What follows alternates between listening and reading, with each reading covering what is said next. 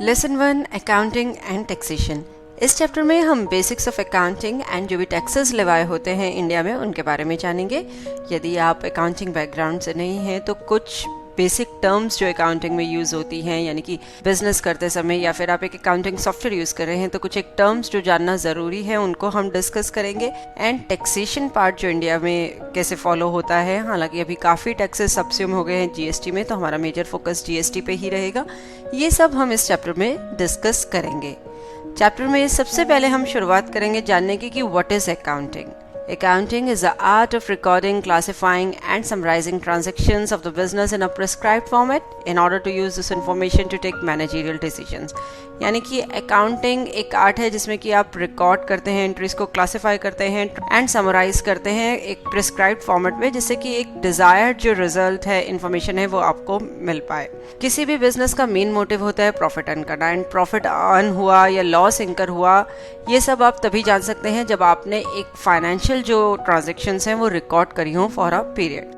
Accounting जो है कुछ एक लॉजिक, कुछ एक कंसेप्ट्स पे बेस्ड है। There are certain general concepts upon which accounting is based. यहाँ पे हम 3 मेन कंसेप्ट्स डिस्कस करेंगे, जिसमें सबसे पहला है business entity concept. According to this concept, business जो है एक सेपरेट एंटिटी है अपने ओनर से, यानी कि business entity can be a company, firm और प्रोप्राइटरशिप।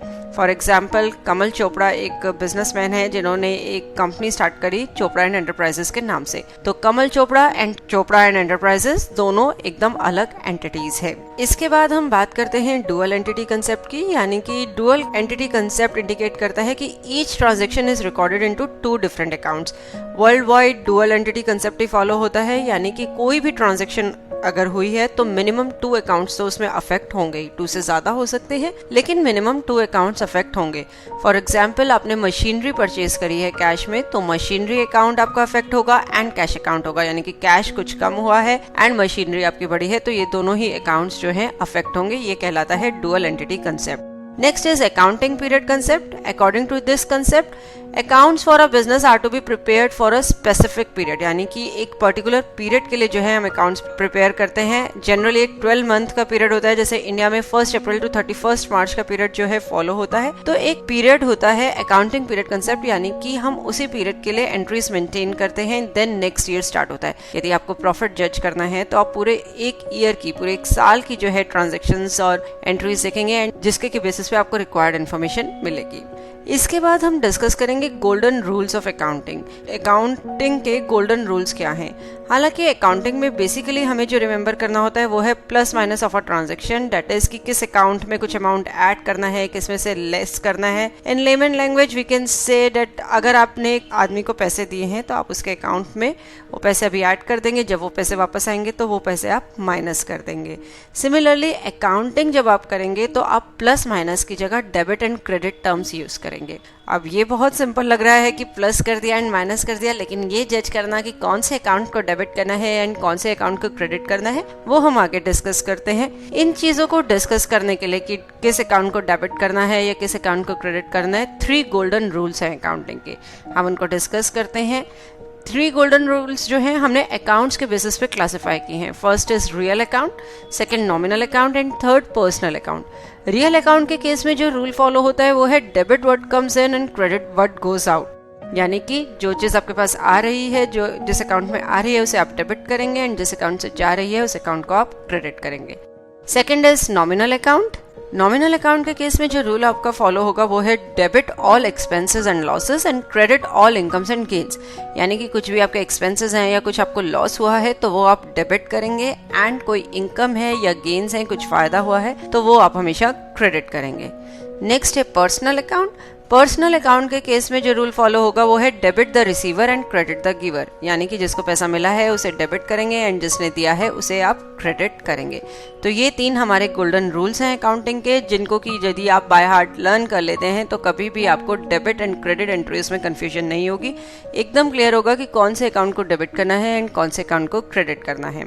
इसके बाद कुछ एक बेसिक अकाउंटिंग टर्म्स हम डिस्कस करेंगे, बहुत ही सिंपल और जनरल एंड जो सबसे ज्यादा यूज होने वाले अकाउंटिंग टर्म्स हैं जिनको कि जानना भी जरूरी है, उनको हम डिस्कस करेंगे। इसमें सबसे पहले है डेबिट एंड क्रेडिट। अभी हमने हालांकि काफी डिस्कस किया है। Debit and credit refers to addition to और subtraction from an account. Real account हमारे होंगे cash, goods, stock, furniture. Nominal account, salaries, interest, profit, loss on sale of account. Personal account हमारे होंगे capital account, bank, persons account like Ramlal and sons, Shyamlal and sons, इस तरीके से आपके personal account होंगे। इसके बाद हम डिस्कस करेंगे assets. Assets are resource owned by a company, it can be anything that enables a business to get profit, यानी कि जो चीजें आप ओन करी हुई हैं, जिन पे आपका मालिकाना हक है और उनसे आपको कुछ प्रॉफिट हो रहा है। फॉर एग्जांपल मशीनरी है, बिल्डिंग है, कोई लैंड आपने एक्वायर करी, ये सब एसेट्स है। And liability can be defined as something that a business owes to a third party in the form of an application to pay. For example loan, यदि आपके कोई लोन है जो आपको रीपे करना है तो वो आपकी एक लायबिलिटी है। नेक्स्ट है कैपिटल वो मनी है जो ओनर इन्वेस्ट करते हैं बिजनेस को स्टार्ट करने में and they can claim it from the business. Income is money received by a person और ऑर्गेनाइजेशन। इनकम कोई भी मनी जो रिसीव हुई है पर्सन को या ऑर्गेनाइजेशन को for the efforts done. In other words, कोई भी आपको रिटर्न मिला है जो आपने वर्क डन किया है या आपके इन्वेस्टमेंट्स पे आपको कोई रिटर्न मिला है, वो इनकम है। एक्सपेंस, कोई भी अमाउंट आपने स्पेंड किया है किसी गुड्स को प्रोड्यूस करने के लिए तो उनको आप एक्सपेंस कहेंगे। And then is debtor and creditors. Debtor is a person और business that owes money to the company, यानी कि जिसने हमें कुछ पैसा देना है। And creditor to whom the business owes the money, यानी कि जिसको आपने कुछ पैसा देना है, देनदार और लेनदार। डेटर एंड क्रेडिटर, जिनसे हमने या तो पैसा देना है जिनको, एंड जिनसे हमने पैसा लेना है उनको हम डेटर और क्रेडिटर में क्लासिफाई करेंगे। इसके बाद हम टैक्सेशन पार्ट डिस्कस करेंगे। इंडिया का जो टैक्स स्ट्रक्चर है आफ्टर कमिंग ऑफ जीएसटी काफी इजी हो गया है, काफी सारे टैक्सेस उसमें सबस्यूम हो गए हैं। तो मेजरली हम जीएसटी यहाँ पे डिस्कस करेंगे, टीडीएस डिस्कस करेंगे एंड टीसीएस डिस्कस करेंगे। सबसे पहले हम शुरुआत करते हैं जीएसटी से, यानी कि गुड्स एंड सर्विसेज टैक्स। ये एक इनडायरेक्ट टैक्स है जिसने कि बहुत सारे टैक्सेस को इंडिया में रिप्लेस किया है। जीएसटी के अंडर 3 मेन जो आपको टर्म्स याद करनी है वो है CGST, SGST and IGST.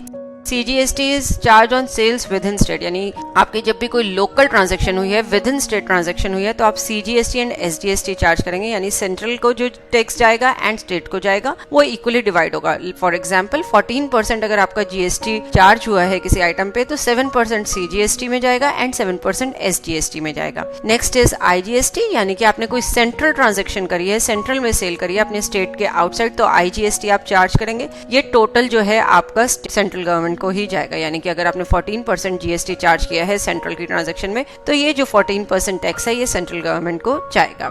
Most cases में जो कि टैक्स स्ट्रक्चर अंडर जीएसटी जो फॉलो होगा वो ये है कि यदि अभी हमने डिस्कस भी किया है कि विद इन स्टेट सेल है तो CGST प्लस SGST जो आपका चार्ज होगा, एंड दूसरी स्टेट में यदि आपने सेल करी है तो IGST चार्ज होगा। There is only one type of tax जो कि सेंट्रल गवर्नमेंट के पास जाएगा।